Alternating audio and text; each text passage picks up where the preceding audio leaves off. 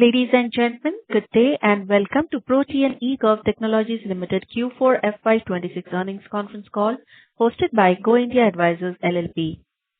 As a reminder, all participant lines will be in the listen-only mode, and there will be an opportunity for you to ask questions after the presentation concludes.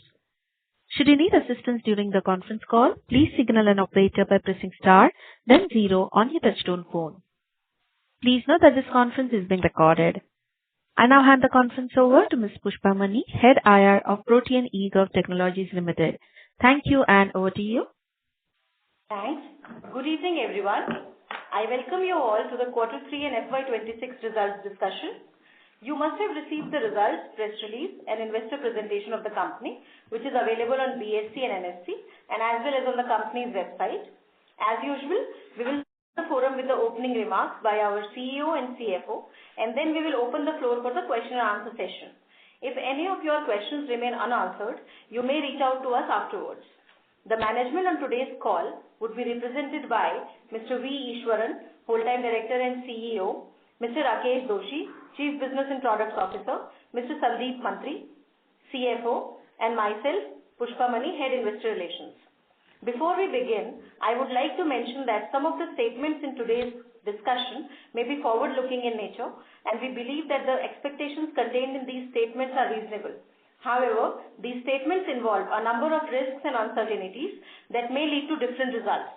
With this, I invite our MD, Mr. V. Ishwaran, to address you all. Thank you, and over to you, sir. Thank you, Pushpa. And good evening, everyone, and thank you for joining us today for Protean eGov Technologies earnings call for the fourth quarter and the full year ended 31st March 2026. India's digital economy continues to witness strong momentum driven by rapid formalization, rising internet penetration, increasing financial inclusion, and continued expansion of digital public infrastructure across sectors. Over the last few years, India has emerged as a global leader in population-scale digital systems with platforms such as UPI, Aadhaar, and pension, transforming the delivery of financial and citizen services at unprecedented scale, simultaneously increasing adoption of digital identity, pension inclusion, and open digital ecosystems across sectors such as insurance, healthcare, and agriculture continue to create large long-term opportunities for technology-led infrastructure providers like Protean. Against this backdrop, FY26 has been a landmark year for Protean as we continue to strengthen our position as one of India's leading digital public infrastructure companies. Our performance during the year reflects the strength of our core businesses, continued market leadership across critical population-scale ecosystems, and our ability to participate meaningfully in India's rapidly expanding digital economy. Coming to our financial performance, FY26 was a milestone year for Protean as we delivered our highest ever consolidated revenue from operations of rupees 998 crores, reflecting a strong 18.7% year-on-year growth. EBITDA grew strongly by 27% to 188 crores, with EBITDA margins improving to 17.6%. Adjusted profit after tax stood at rupees 105 crores despite continued investments in new growth initiatives. These results demonstrate the resilience of our diversified business model and the increasing relevance of digital infrastructure-led services in India's formalization journey. Turning to our core businesses, our tax services business continued to deliver strong performance during the year, with revenue growing 17.5% year-on-year to rupees 498 crores. We continue to maintain our leadership in this segment with a 59% market share, issuing more than 4.7 crore PAN cards during FY26. With increasing digitization and formalization of the economy, PAN remains a foundational enabler for financial inclusion compliance, and access to formal financial services. Protean continues to play a pivotal role in this ecosystem by powering secure, scalable, and population-scale tax identity infrastructure for millions of citizens across the country. Our CRA service business continues to show resilient growth with FY26 revenue growing by 7.5% to rupees 304 crores. The broader pension ecosystem in India is witnessing rapid expansion led by regulatory reforms, increasing awareness, and rising financial inclusion. There is an encouraging 13% growth in subscribers added during the year, with more than 1.5 crore new CRA subscribers, capturing 96% of incremental subscriber additions during the year. We also onboarded more than 3,000 corporates during FY26, which is the highest ever annual addition for the company. These numbers reinforce the scale, trust, and operating strength of our platform. During the year, PFRDA introduced several progressive reforms aimed at improving pension inclusion and accessibility. Initiatives such as NPS Sanchay are expected to significantly improve participation from India's informal sector, which constitutes nearly 90% of total workforce. Simplified onboarding, increased flexibility in withdrawals and investment, and broader accessibility are expected to accelerate long-term pension adoption across the country. Coming to Identity Services segment, revenue for FY26 stood at 92 crores. We continue to see volume growth across most foundational ID products, and we remain optimistic on the long-term opportunity driven by Digital India initiatives, rising digital authentication requirements. Our focus continues to remain on value-added solutions like eSign Pro, RISE with Protean, and KYC search and report solutions. Our new businesses continue to gain traction during FY26, with revenue from the segment increasing nearly 3 times year-on-year to rupees 103 crores. The company continued to strengthen its presence across emerging digital public infrastructure opportunities with strategic RFP projects like CERSAI CKYC CRR 2.0 and Bima Sugam. Further, UIDAI's Aadhaar Seva Kendra mandate is progressing well, and successful rollout of 44 Aadhaar Seva Kendras across 20 states and union territories. Revenue generation from these centers has commenced with early performance in line with expectations. From a financial standpoint, our balance sheet remains extremely strong with healthy cash reserves and zero debt, giving us the flexibility to continue investing in innovation, platform expansion, and new growth opportunities. As we move into FY27, our strategic priorities remain clear. Deepening leadership in core DPI ecosystems, expanding pension and social security participation, scaling enterprise and platform-led services, driving operating leverage while continuing strategic investments, and taking India's tech global. As we enter the next phase of growth, I am also delighted to inform that Mr. Ajay Rajan will join us as the Managing Director and CEO of Protean with effect from 1st June 2026. With his extensive experience across banking, digital transformation, and working with fintech ecosystem, we believe Protean is well positioned to further strengthen its leadership in India's evolving digital economy. As we conclude FY26, we remain optimistic about the business opportunity ahead for the company, backed by strong fundamentals, deep domain expertise, and a growing portfolio of transformative initiatives. I would like to sincerely thank our team for their dedication and our investors for their continued trust and support. Thank you, and with that, I would now like to hand over to our CFO, Mr. Sandeep Mantri, to discuss the financials. Thank you. Thank you, Ishwar. Good evening, everyone. Thank you for joining us today. As artificial intelligence increasingly reshapes the global technology landscape, the role of digital public infrastructure platform is expected to evolve from being transaction processing systems to becoming more intelligent, interoperable, and predictive digital ecosystem.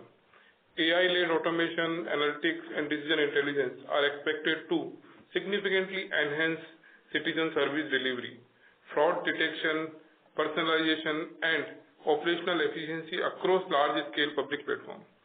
This evaluation aligns strongly with Protean long-term strategic positioning as a trusted digital public infrastructure company managing population scale platform across taxation, pension, identity, and other citizen services. With this, now let me take you to the financial performance for the fourth quarter and full year ended 31st March 2026. So first I'll talk about quarter and then I'll go to the yearly numbers. So this quarter we have closed revenue at 308 crores, which is a growth of 38% YOY as compared to 222 crores in same quarter last year. This was primarily driven by healthy performance across our core businesses along with increasing momentum in new and emerging business segment. Revenue for this quarter also include 44 crore on account of storage charges. EBITDA, if we talk about EBITDA for the quarter stood at 53 crore, reflecting a robust growth of 55% YOY, supported by improved operating leverage and higher operational efficiencies. Consequently, EBITDA margin expanded by 208 basis points to 16.5% in this quarter from 14.4% in the corresponding quarter of last year. We talk about adjusted profit after tax. The adjusted profit after tax for the quarter stood at 31 crore, marking a growth of 53% YOY with PAT margin of 9.6%. The adjusted PAT include a one-time statutory impact of 75 lakhs for the quarter relating to implementation of new labor code. Exclude. Coming to the annual performance, FY26 performance, this year has been a strong year for Protean from both a growth and profitability standpoint. As rightly said by Ishwaran, during the year, the company delivered consolidated revenue from operation of 998 crore, which is the highest in the history of the company, registering a healthy growth of 19% YOY. EBITDA for FY26 stood at 188 crore as against 149 crore in FY25, which reflect a robust growth of 27% on a YOY basis. Also, EBITDA margin expanded by 125 basis points to 17.6%, driven by improved operational leverage. Adjusted profit after tax for FY26 stood at 105 crore, despite continued investment toward technology capabilities, execution readiness for large-scale mandates, and expansion of our digital public infrastructure platforms. PAT margin remained healthy at 9.8% during the year. From a cost perspective, we continue to maintain a disciplined approach while simultaneously investing for future growth and sustainability. Employee benefit expenses, which is part of cost, increased during the year primarily on account of capability building, strategic hiring, and strengthening execution team for large-scale projects. Other expenses also saw calibrated increases linked to infrastructure expansion, technology investment, and project execution. We delivered an earning per share of 24.8 for FY26, up 8.6% on a YOY basis, and the board have recommended a final dividend of 100%, which means 10 per share, and approximately 40% payout on a PAT, reflecting our commitment to sharing wealth and profit with shareholders. Key project win we talked about earlier also include Bima Sugam and Aadhaar Seva Kendra mandate from UI and a strategic mandate to build an AI-powered digital agriculture platform for Ethiopia. The total outstanding order book as on date stood at more than 1,500 crores. During the year, we acquired 4.95% strategic stake in NSDL Payment Bank, with an investment of 30.2 crore. This gives us an opportunity to collaborate closely with them in co-creating replicable certified digital banking technology, which can further be deployed across BFSI industry. Our business model will continue to remain asset-light and cash generative. During FY26, the company continued to generate healthy operating cash flow supported by stable collection and working capital management. From a balance sheet standpoint, we remain in a strong financial position. As on March 31, 2026, the company had cash equivalent and marketable security of more than 850 crores and continue to remain completely debt-free. This provides us significant flexibility to pursue growth opportunity, invest in technology and innovation, and maintain long-term financial resilience. As we move into FY27, while we remain cautious with the ongoing war situation affecting economies and supply chain across the world, our focus largely will remain on improving operating leverage, scaling product-led and RFP businesses. With a strong balance sheet, robust cash position, improving business mix, and a good order pipeline, we believe that the company remains well-positioned for a long-term sustainable growth. With that, I conclude my remarks and request the moderator to open the floor for questions. Thank you so much.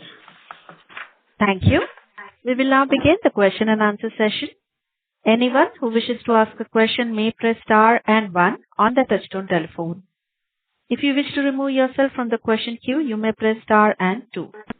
Participants are requested to use handsets while asking a question.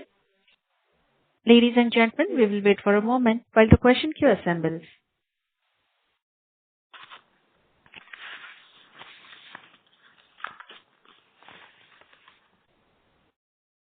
We'll take our first question from the line of Rohan from Equirus Securities. Please go ahead. Good afternoon, sir. Thanks for the opportunity. So this 44 crores that you've received on storage charges, just want to recheck, this is the same for which we have provided earlier, or is there some other thing for which we have received this storage charges? This is not the one which we have provided earlier. Whatever we have provided earlier is already collected. And last year only we did some reversal of, receivable provisioning. So this is a new income, which is toward storage charges as per, contract with Income Tax Department. So this run rate will continue on an annual basis, 44 crores? No, this is for few years. This will not be the run rate for, next year. Next year will be bit lower than this. This is like for 2.5-3 years. Sure. So second, for the full year, we have done roughly 112 crores, 110 to 112 crores of EBITDA if we exclude the other income. So if you can help me split that EBITDA between, say, the tax services business, the CRA business, and identity services. So Rohan, you are aware that we only declare one segment, and because of these reasons, I would not be able to provide you EBITDA business-wise. But having said that, you can definitely touch base with our investor relation team, and they can guide you how we model these numbers. Sure. And on the employee base, like with the Aadhaar Seva Kendra going live and maybe more Seva Kendras that you will add, how should one think on the employee cost for FY27? So employee cost for 27 will increase because we will have to deploy, our employees in 190 centers across the country. So there will be about, for each center there is a minimum contractual requirement depending on the type of sector. So the employee cost will definitely, is definitely going to increase. But having said that, this is part of, project revenue and project cost. So you have to, when you are modeling your business model for this business, you have to model, in a way that it gives you, basically these are direct costs for running the operations. Right. But ballpark, like what kind of an increase can we expect on the employee cost? Around 65 to 70 crores of an incremental cost once all the centers go live. Would that be a fair assumption? Yeah, I would, it would be difficult to give numbers on this, But what I can say is, we will add about 2,000 odd employees for these Aadhaar center, and these are mostly, entry-level jobs or very, those kind of people. So you can, roughly calculate those numbers. Sure, sure. I just wanted an update on PAN 2.0, like how are we positioned there in terms of our role, and any further clarity on the impact? So I think PAN 2.0, we stand where we were earlier, I mean, there is no change as such. Our stance remain very clear. Whatever we said in past remains, true for future as well. And we are, working with the department, how will, distribution, we believe that distribution will remain, and therefore how will distribution prevail in next 1.5 years, we'll need to see. I think we have a update beyond that. Sandesh, you may want to add that? We believe that SIT model for our kind of demographics and geography stand a very good chance to keep continuing. This is what during last quarters also the assessment that we had, and we continue to believe the same. Sure. So PAN 2.0 is yet to go live from IT department's perspective, right? Yes, absolutely. Okay, got it. And so lastly, sorry, yeah, you're saying something. Yeah, sorry. Yeah. So lastly, on the support and maintenance live cost. and yeah. No, sorry, sir. You were adding something. You may please continue. No. I just responded to your question. Sure. And sir, support and maintenance cost of 160 odd crores. Like, which businesses are driving most part of this? Which one you are talking about? Support and maintenance cost, 160 crores. System and maintenance cost, you mean? System and maintenance, yes. So these costs are primarily, the implementations are basically for project-led businesses, and the system maintenance and support is for all the businesses, which is, historically remains in some level. Right? So any addition is primarily because of the project-led businesses, which is Sartai, Bima Sukam, some of those projects. Sure, sir. Sure. Thanks a lot. Thank you. We'll take our next question from the line of Bajrang Bafna from Sunidhi Securities. Please go ahead. Congratulations for a strong set of numbers. So, sir, my first question pertains to rollout of this Aadhaar Seva Kendra. What percentage we have completed by the end of Q4 FY26, and how do we see the rollout in FY27? Both in terms of percentage completion and the full revenue rollout wise. What revenue that we booked in Q4 FY26, and how do we see this rollout in FY27 also? That will be my first question, sir. Okay, thank you so much. Okay, let me tell you, Aadhaar Seva Kendra is as per the RFP terms, it divided into a few phases, a phase 1, phase 2, and a phase 3. So total is 189 odd Aadhaar Kendras. Yeah, 190. It's 190 Aadhaar Seva Kendras. 34 was supposed to be opened in the phase 1 and further in various phases. And currently, as of now, 44 Aadhaar Seva Kendras are operational, which is around 23% of the total. Like out of 190, 44 are operational. And we have started seeing the revenue streams in FY26. We are not disclosing the revenue for a particular project, but having said that, we have already started monetizing these 34 Aadhaar Seva Kendras, which were live before March 31st. As of today, we have about 44. Our plan is to go live with all 189 Aadhaar Seva Kendras by September or by October max. By September, October of the FY27, right? 26 only. Yeah. Okay, so, and sir, once the full rollout happens. So that's what I'm saying. Full scale revenue you will see sometime after 3 or 4 months from maybe in February, March, probably. Okay, so maybe third quarter will be the first quarter where after full rollout, we will see the full revenue potential. You will see revenue for the old Aadhaar centers coming in, and fourth quarter we should see, more revenues coming. Okay. And sir, what will be, because roughly with this 5-year contracts, that number year-wise works out to close to 200 crore. So that will be the right assumption to assume once the all rollout happens, the full rollout happens? Yeah, this is what, as per bid estimate, while we have to see how, the volumes drives in these sectors. Okay. Okay, got it.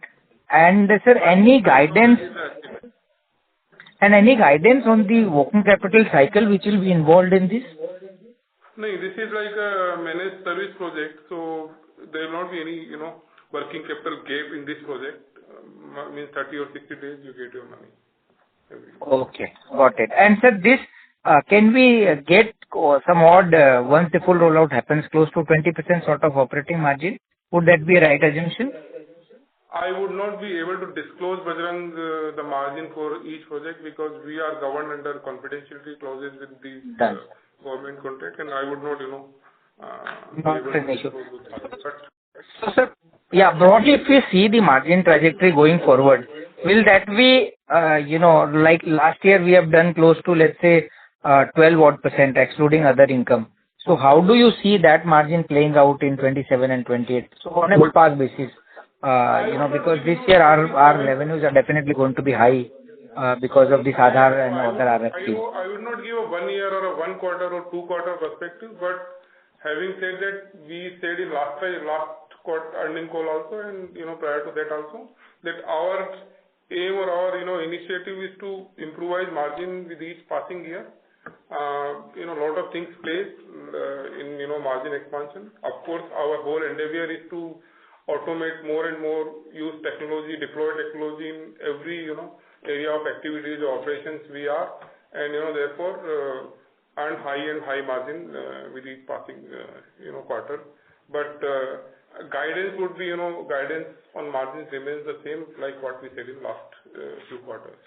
We are and we endeavor to improve our margins by significant in next 2-3 years. Got it. And sir, on Bima Sugam, how do you see traction? Because now IRDA is also talking about a lot. So how do you see the traction on the ground and building other revenue streams in that segment? What is your sense, how this is as per your expectation, the rollout or the success? If you could guide something on that will be really helpful. Rakesh would answer. So the Bima Sugam project, with the guidance from the regulator and also the Bima Sugam team, looks to be very positive. It is now being built to cater to some very interesting areas on the insurance, especially on the health side and the motor side, the way it is going to come out. It's also expected to increase the insurance penetration within the country. That's one of the key mandates, and make it affordable. Therefore, we believe that beyond the project also there are some adjacencies that in due course would open up, which we are exploring. Okay. So far your basically expectation versus the delivery. So I'm just trying to gauge on that count in terms of acceptance in the market or the footfalls that are coming on that. So something if you could cite on that count, will be really appreciated. It's a Bima Sugam platform is a work in progress. Also given, like I said, the guidances that are coming from Bima Sugam team, from the entire industry perspective. It's a build up right now. That platform is in the WIP stage. Okay. And when we would see the full Bhaskar, rollout of this? Sorry to interrupt. I request you to join back the queue, please, as we have participants waiting for their turn. Okay. Thank you. Thank you. Next question is from the line of Heath Shah from Dalal & Broacha. Please go ahead. Yeah, thank you for the opportunity. I've got a couple of questions. Firstly, sir, processing charges, if you look at as a percentage of the revenue, it comes at 35% for this particular year.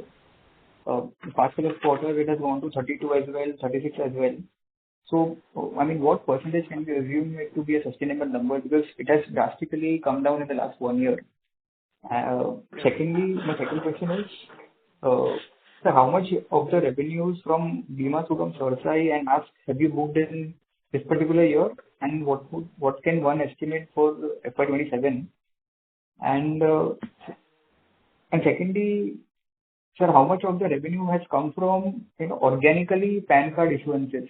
I mean, X of your one-time the PAN card rules which has come from 1st of April, where the PAN card and the Aadhaar card name has to be the same. So X of that, what organic growth has come? So yeah, these are my questions. Okay. So, Meet, first question was on processing charges. How do we see processing charges from here? This quarter it was 35.1%. This year it was 35%, mota, and 40% was last year. So, Yeah. I guess processing charges will over in these ranges only, between 35 to 38%. It depends on what kind of, transactions we are doing. If it is online transaction, your processing charges goes down. If it is assisted online, it, goes up from, online. And if it is completely physical, then processing charges are heavy. But we have seen the trend that assisted online is the one which is, more prevalent, and therefore the processing charges you should assume in the same range, which is 35 to 38%, right? Okay, got it. Your second question, hope that answer your question, right? Yeah, absolutely. Yeah. Your second question was on revenue from project services, right? Which is Bima Sugam or Sarsai or, other projects. You are aware that we are not giving project-wise revenues, for the turnkey project which we are executing. Having said that, you may connect with our investor relations and get some ideas about how these revenues are being booked and accordingly model some of these, numbers. Your third question was on what is the organic kind of business in PAN card, which is, aside of Aadhaar PAN linkage. I don't think we have these numbers. What number we have is that the total PAN card issues, but how much of it is, because of Aadhaar PAN linkage, we would not know because those kind of analytics are not available. So it is, simply we get application, we process application, and the PAN cards or PAN numbers are allotted by department. So this, according to us, this whole thing is organic. There is nothing which is inorganic in this. So, I hope this answers all your questions, right? These were the three questions. Yeah. Just to come up on the PAN card thing. So, I mean, Q4 run rate wouldn't be the one that I can assume it for Q1 FY27, correct? Because that Aadhaar card, PAN card linkage was... No, I don't think we will be able to assume, Meet, on this Aadhaar PAN linkage, how much is because of Aadhaar PAN linkage and how much is because of... Aadhaar PAN linkage is one of the events which, triggers the PAN card issuance in the country, but I don't think we will be able to assume what number we can allocate, to each of these activities. There are many, triggers which happens on and, every time. What we will get is the total number of PAN card issuance in the country. Got it, fine. Thanks a lot. Thank you. Thank you. Next question is from the line of Amit Mehendare from Robo Capital. Please go ahead. Thank you. Thanks for the opportunity. So my first question is on Bima Sugam, that when do we expect the platform to go live, and whenever we go live, do we expect some significant revenue in that quarter because of a milestone getting hit? The mandate on which the Bima Sugam team is working is they have the platform going live and also the products going live. So like I said, the health and the motor, these are two significant product lines on the insurance that they've been mandated to do that. The mandate from a regulator for that to happen is within the next 3 to 4 months. That needs to be done or prior to that. So this is also in the domain of how Bima Sugam would want to kind of communicate it back to the regulator and to the market. So this is all that we could possibly share on this call. And your second part of the question was on the revenue, right? So these are turnkey projects. While milestone is for billing, but the revenues are accounted based on estimated effort to margin basis. So revenue will get recognized whenever we are putting effort into this project basis. What will it take to completely go live in the project? So therefore we just estimate the effort and cost, and we apply a markup to recognize revenue every quarter. Having said that, milestone is only a billing thing. Right, sir. And on this project, there will be also some recurring revenue, right? In terms of maintenance, etc., going forward. Once the go live is done. Yeah, once the go live happens, there will be a recurring revenue because these are like 5, 6 or 7 year projects, whether it is Tarsai or Bima Sugam or other projects. So first 2 years normally are the implementation year, and then next 3, 4, 5 years are basically maintaining or providing support to run this project. Right, sir. Thanks. And my last question is on the cash. We have significant amount of cash in balance sheet. How do we plan to utilize or deploy the cash? So one, as you have heard that we will pay 100% dividend on our share capital, which is about 44 odd crore. Then we will need money for working capital, and at the same time we will need to invest in platforms to be future ready and sustainable. As this is what I talked about in my speech as well.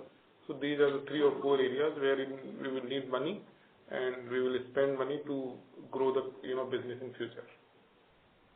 Right, sir. Thanks. That's it from my end. Thank you. Thank you so much. Thank you. We'll take our next question from the line of Shyam Chandani, an individual investor. Please go ahead. Hello, sir. First of all, congratulations for the wonderful result. I have just one couple of questions. First being, how do you see your international business going on? If you can just throw some light on what are the quick wins in terms of RFP to up to 3 bids. Yeah.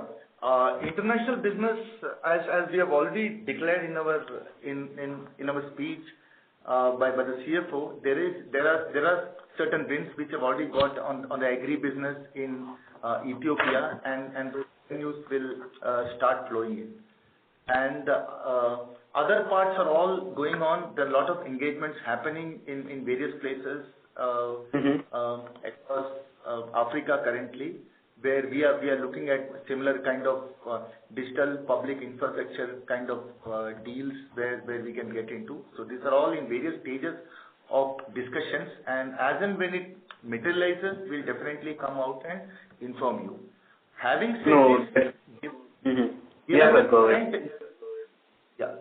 given the current geopolitical situation happening around the Middle East and some part of the world, there has been a slight slowdown which we have seen in this month, but we hope that this will start picking up and we start getting more traction there.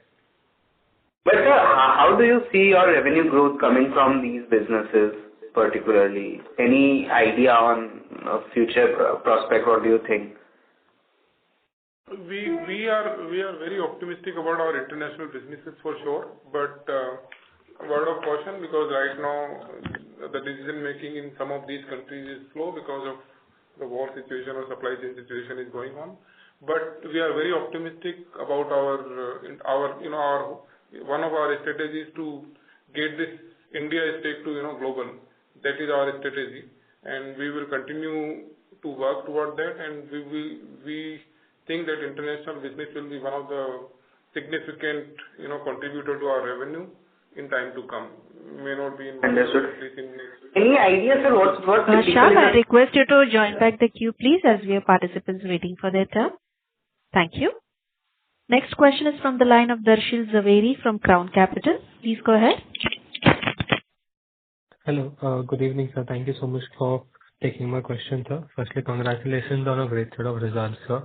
Sir, I just wanted to ask regarding the storage charges that we had in Q4. I joined the call a bit late, so sorry if it's a repeated question. So this is, I think I heard that this is a annual charge, and it's a multi-year charge, but we've taken the revenue in uh, Q4 only. So can you just explain, like, is this something that we can expect year on year to come at this rate, or how would it be, sir? So yeah. No, so this is because this has to be accepted by income tax department, then only we book these revenues. Otherwise, there is always a question of collectability. So when income tax department accept these storage charges, depending on, whatever data or whatever document they will need for all these storage document, basis that we recognize our revenue. Having said that, I think we will have yearly revenues coming out of these storage, for next few years.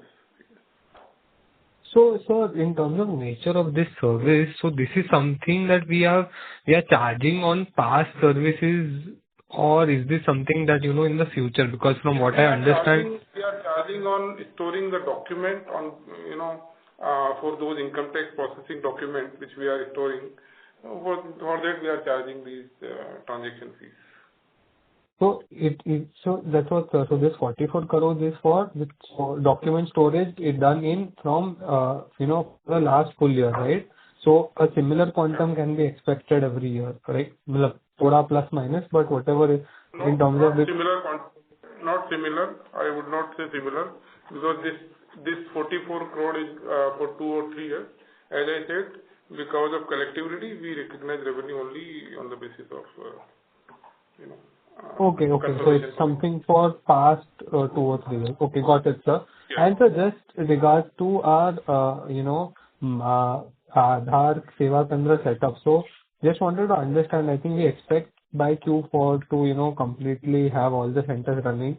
But the cost, like the employee cost, infra, some cost, we'll start, having it before only, right? So this will dampen our margins a bit going forward. Like, is that a fair assumption? Not I'm saying for the full, maybe not going in the long term, but for this year, because we'll have to start building up the full capabilities, right? And hiring people. So will that affect the margins in the meantime, because the revenues will not flow when the cost will start? Yeah, this will be a timing mismatch, I would say, wherein we will be in building phase as well, and we will be in revenue phase for some centers. So there will be definitely a timing mismatch. To that extent, the margin will be affected. Okay. Could we, so in the first 2-3 years, can we expect for the first 2-3 quarters of this year financial, we can expect some kind of a margin dip compared to our FY26 numbers, sir?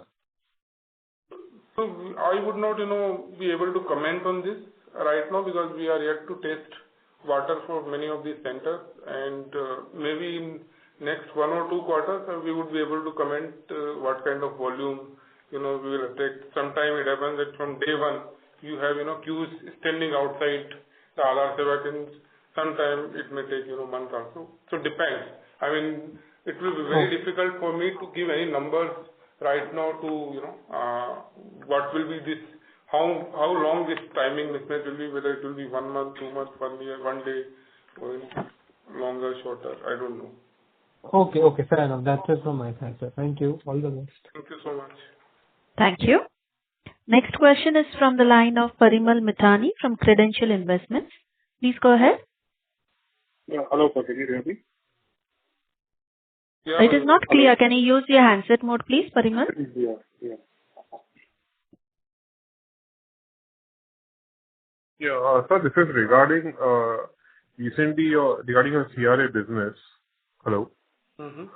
Yeah. Yeah, I think the PFRDA have revised charges for the in terms of certain accounts. Can you maintain the EMP charges and all that? And does it benefit us, or how does it go through? And also the second question is in terms of the data stack, how has been the growth been? Because since last 2 years we have launched all this. If you can answer the 2 questions first. Yeah. So, CRA, you want to answer, Vishnu?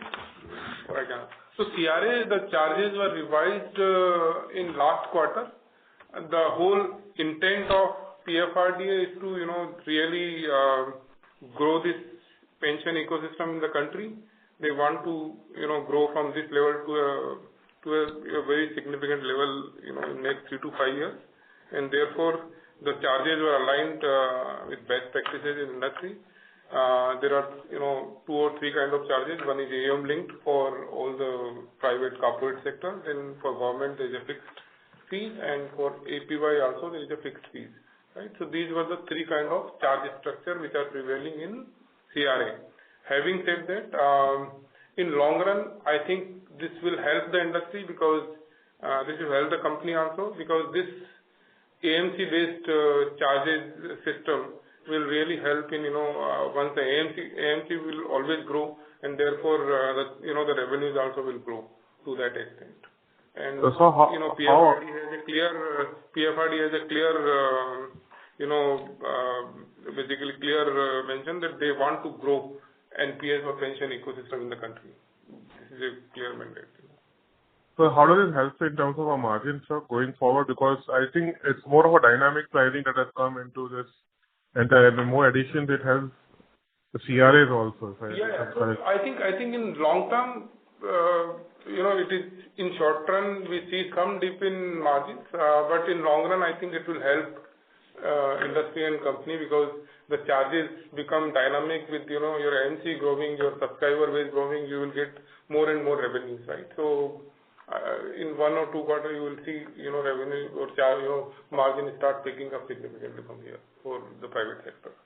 Okay, so it will be margin accretive to us. Is it safe to assume compared to what you're getting in the past 2, 3 years? In short run, no. In long run, yes. Okay. And about your data stack business, if you can. Yes. Data stack, Rakesh, would you want to talk about? Yeah, so the outlook on the data stack looks to be very positive. On the eSign Pro product, we are seeing now very good traction in funnel. And also the platforms on the RISE and KYC reporting solutions. So that we are seeing a very healthy traction and from multiple organizations and multiple segments. So that looks to be a very positive area for us. So if you can quantify the growth will be much better because I understand if the growth is good, but can you quantify how it has been since the time of its launch? So when we are talking about data stack, sorry, what's your name? I'm so sorry. Parimal Mithani. Parimal. So when we're talking about data stack, we see a very good traction in terms of number of customers, number of transactions, like, transactions in RISE with Proteans are, growing significantly. Transactions in eSigns have started and, are growing with each quarter, with each passing, day. So, at least in next 2-3 quarters, we see, a very good amount of revenue should come from these data products, which is either eSign Pro or, RISE with Protean or, Protean X or some of those, new age initiatives. Okay, sir. Thank you. Thank you. Next question is from the line of Pratap Maliwal from Mount Intra Finance. Please go ahead. Yeah, hi. Am I audible? Yes, please go ahead. Yeah, hi. Thanks for taking my question. I just have one clarification regarding the Bima Sugam project that we had won. I believe it was a 100 crore kind of a project over 72 months. So I just wanted to understand, how the revenue recognition works? Have we already recognized some revenues from it, or maybe it's going to come in going ahead? I believe you pointed out that 2 years of implementation and then support. So could you just help me understand whether these revenues are yet to come in or it's an existing revenue stream?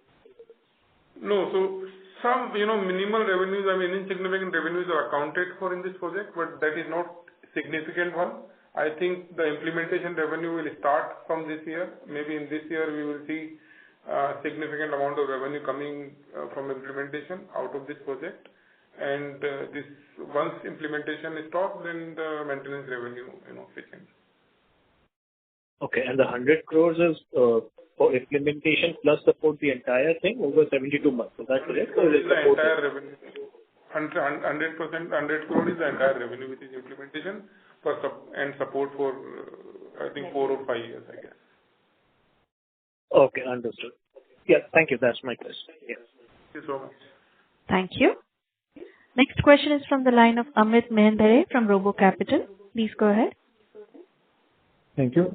Sir, my question is on the storage charges. We have booked 44 crores, and if it is assuming it is for 3 years, then, the pro rata would be, say, 15 crores a year or so.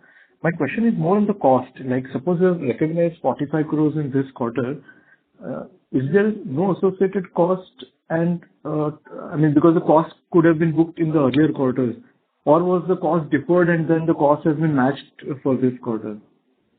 Like a back-to-back arrangement, we collect, we pay. So, there will be a matching of revenue and cost. So in this quarter, if you see, our processing charges have increased because of, one of the primary reason is because of the cost on storage. Okay, sir. That's it from my side. Thank you. Next question is from the line of Rohan M. from Equirus Securities. Please go ahead. So just wanted a clarification on the tax rate. Our tax rate is lower than 25%. So what is helping us there? So, tax rate is a consolidated tax rate wherein you have one Dubai entity, then another account aggregator, then there is one InfoSec, and then this Protean eGov, right? These are the 4 primary entities. So Dubai, if the tax rate is low, so it will definitely be advantageous for Protean, right, to have a lower, on an overall basis, have a lower tax rate. So while tax rate, legal tax rate is 25.17, but eventually you have to come in consolidated books, you have to combine, all these entities. So it will be, so if you see historically also, we were in 22-23% range. We continue to remain in that range. Because of... But are we having any meaningful revenues on the Dubai entity right now? Not meaningful, but even insignificant amount of profit will change the tax rate. Sure. Got it. Okay. Yeah, thanks. Thank you. Rohan, you're through with your questions, right? Yes. Okay. Thank you. Thank you, Rohan. Ladies and gentlemen, to ask a question, please press star and 1 on your phone. We'll take our next question from the line of Shyam Chandani, an individual investor. Please go ahead. Yes, sir. So just wanted some more clarity on the other revenue business line items like Sarsai, Aadhaar Seva, Prima. So you mentioned about you are very optimistic on international business, but what about other revenue line items? How do you see the revenue mix and the business growth across these revenue line items? See, these other revenues, others are the new businesses which we are talking, right, every time. Right. And as we guided in last many calls, our aim or aspiration remains that these revenues should constitute about 25% of our total revenue in 2 to 3 years, right? And this is what we are moving toward. If you see last year, our other revenue, the new segment revenue was 4% or 3%, I don't know, but it is now about 10%. So there is a significant increase in the contribution from the new businesses, which is what, we are working toward, and we are, moving in the right direction. It will come from international business, it will come from data estate, it will come from, cloud offering, it will come from OD, or, the project businesses, basically. So this is from less than 3%, so grown to 10% plus. This is 3x of growth that we had. Yeah. Understood. Just one more question, sir. So how typically your direct cost, which has been attributable to across businesses, any major revenue which includes your direct cost particularly? So normally direct cost is in CRA, PAN, and processing cost. Yeah, processing cost I'm saying. Processing cost will be in CRA, processing cost will be in PAN majorly. Any percentage terms, like, or is it? Sorry? how to allocate? I just wanted to understand how it has been allocated between these two business, CRA and pension business. So I would not be able to guide you on that, but mostly these are platform businesses. So whether it is PAN or whether it is CRA, both are platform businesses. So both are having similar nature. In PAN, though we have some physical cost, which is distribution commission or postage charges or some of those elements which drives this processing cost. In this CRA, we will have lesser processing charges because there it is not like distribution or postage every time. It is only sometime in some cases where customer has not chosen the green option. We have to dispatch annual statement of account. Understood. Helpful, sir. Just if time permits, my last question. As I can see, the employee cost is largely component related to the tax business, but given that PAN 2.0 version, do you see, I understand due to Aadhaar Seva Kendra businesses coming in and your employee cost would increase, but any impact due to PAN 2.0 version, would it decrease due to that? No, so right now I don't think we have any impact of PAN 2.0. As of today, I think it will continue. PAN business will continue. This is what we believe in. Assisted mode will continue. This is what we believe in. We'll have to wait and watch, after 12, 15, 18 months, we need to see how distribution pans out in, new PAN ecosystem. Then we will, need to figure out. Right now, I don't see anything. Got it. Thank you so much. Thank you. Next question is from the line of Heath Shah from Dalal and Broacha. Please go ahead. Yeah, so just one data related question. I was looking at the PPT and in the CRA services we've mentioned the APY enrollments have crossed 9 crores in April 26. So, when I went through the APY subscriber base from the website itself, it shows 7.5 crores. So, am I missing something? Yeah, hi Heath, Pushpa this side. Yeah, Yeah. so some of the enrollments that we are speaking about. So PFRD enrolls people under the APY scheme, but there are some accounts which becomes dormant or inactive. So when we take our count, what we show in our investor deck, it is minus the deletions. Okay, got it. Yeah. Fine, thank you. Thank you. Yes. Okay. Thank you. Ladies and gentlemen, we'll take that as the last question for today. I now hand the conference over to Ms. Pushpa Mani for closing comments. Over to you. Thanks everyone for all your support in joining us. If any queries would have left unanswered, please reach out to us. We'll be very happy to answer. Thank you so much. Thank you. On behalf of Go India Advisors LLP, that concludes this conference. Thank you all for joining us, and you may now disconnect your lines.